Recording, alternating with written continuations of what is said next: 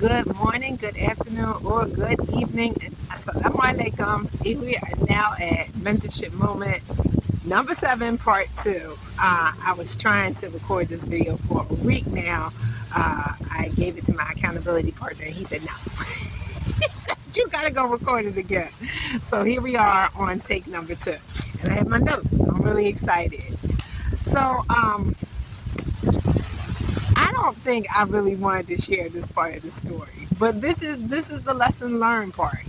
I wasn't expecting mentorship moments to be about my journey on the path of Islam. I didn't see that coming, but here we are. So even though it's difficult, it's something I think that is necessary if we want to grow into better people. And I'm hoping that that's the objective of these videos.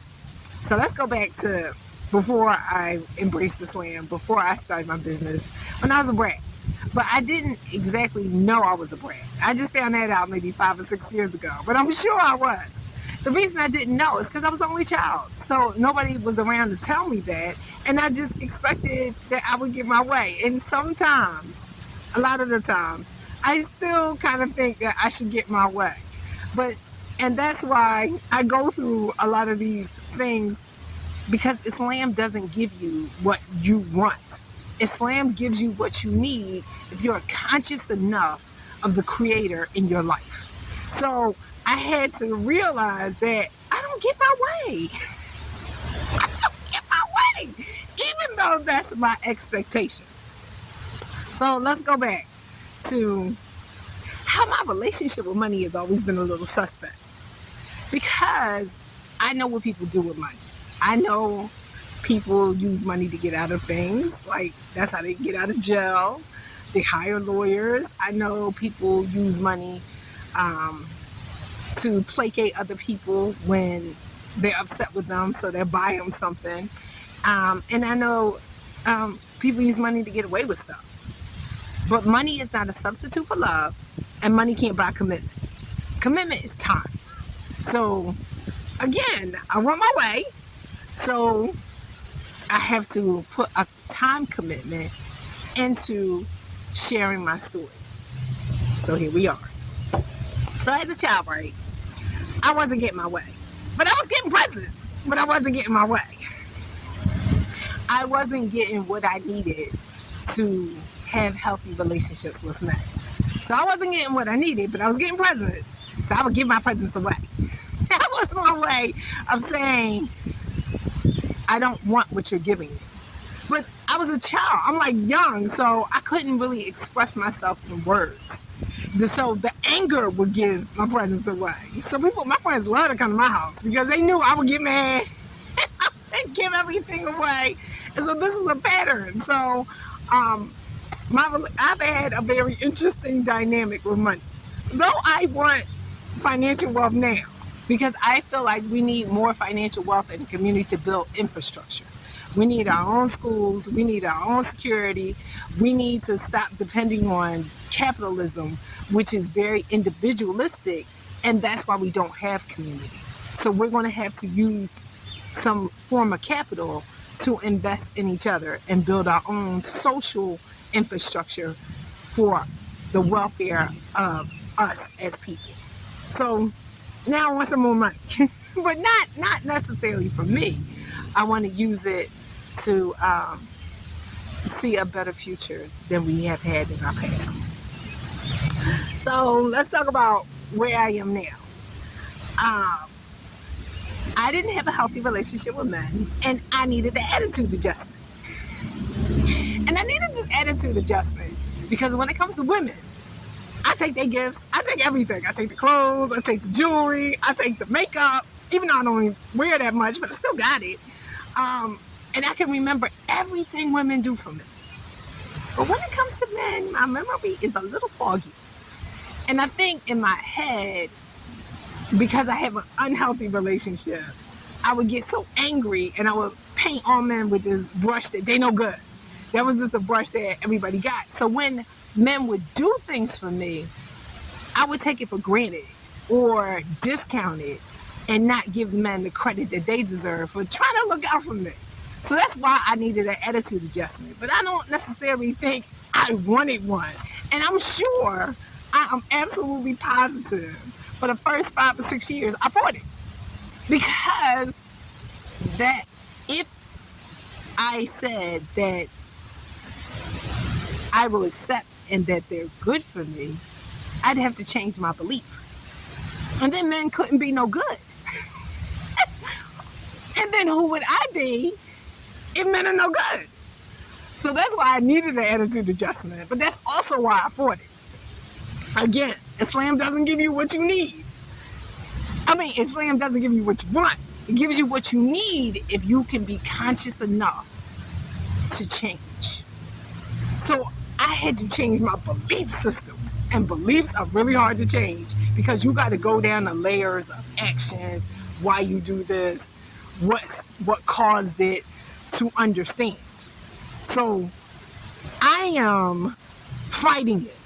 So one day, this is like 6 years ago, Zara, I forget her last name, she asked a question to her followers. You know, I'm all on my social media. She was like, would you marry yourself? And I was like, what? No, I would never marry me because I didn't have control of my emotions at that point. So I'm angry, but I'm the stereotypical angry black woman. So my anger was just normal to me because I've seen this anger before. So now, I have some notes on why am I the angry black woman? Let's go in. Let's dig a little deeper than this. And these are some statistics I got from AmericanProgress.org. It says, hypertension is more prevalent among African American women than any other group of women.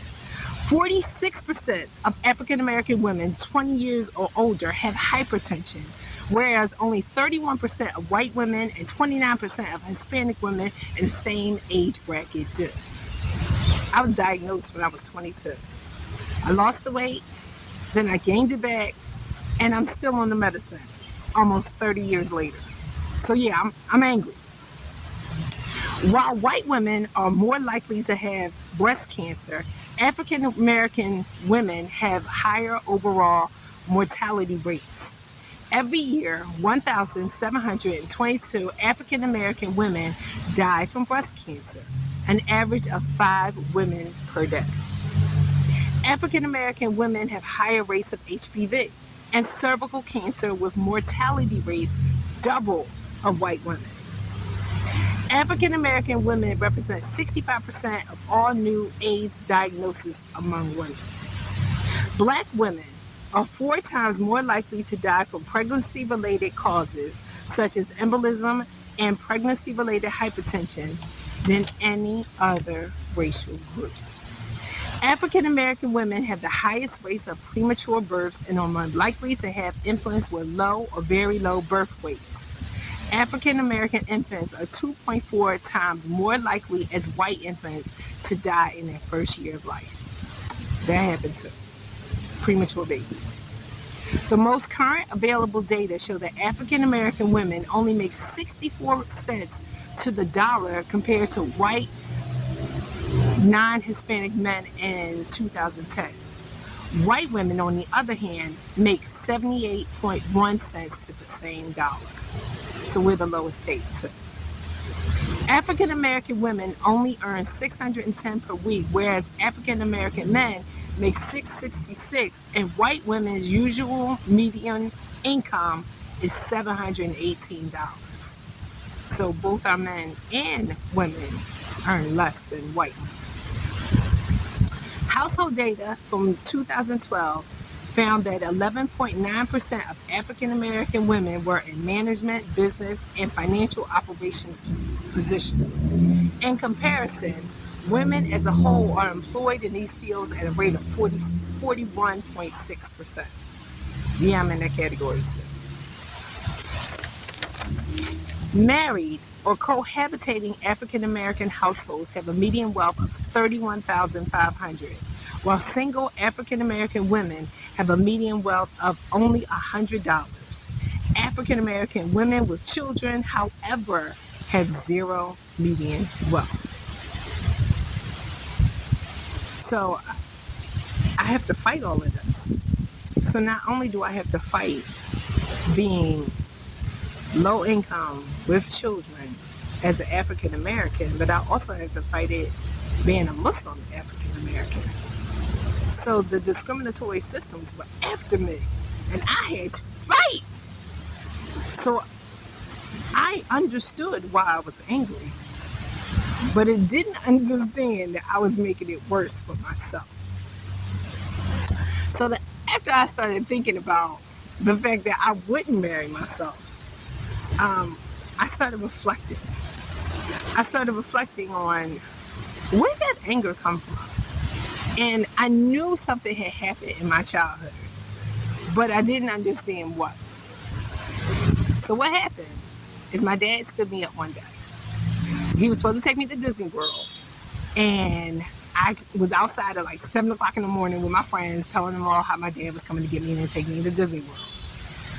No, he wasn't Disney World. He was taking me to Great Adventure. I stayed outside all day. My dad didn't call. He didn't show up. And I came home defeated. I'm talking about 7 o'clock at night. I've been out all day waiting for my dad. He didn't even call me. On that day, I woke men off. That was the day that started my anger, and I hadn't really processed it. And so now I had to admit that that's where it started. But my dad's still alive. So my dad is still alive.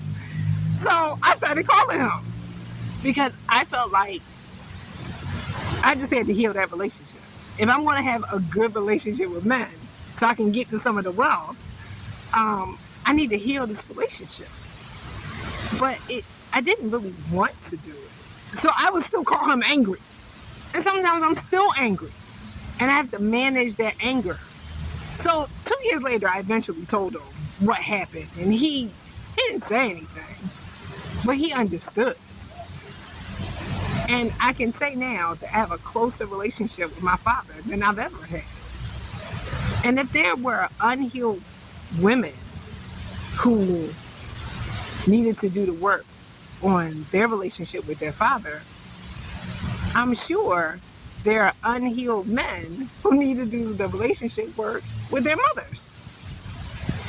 And we keep carrying all that baggage from bad relationships into our next relationship.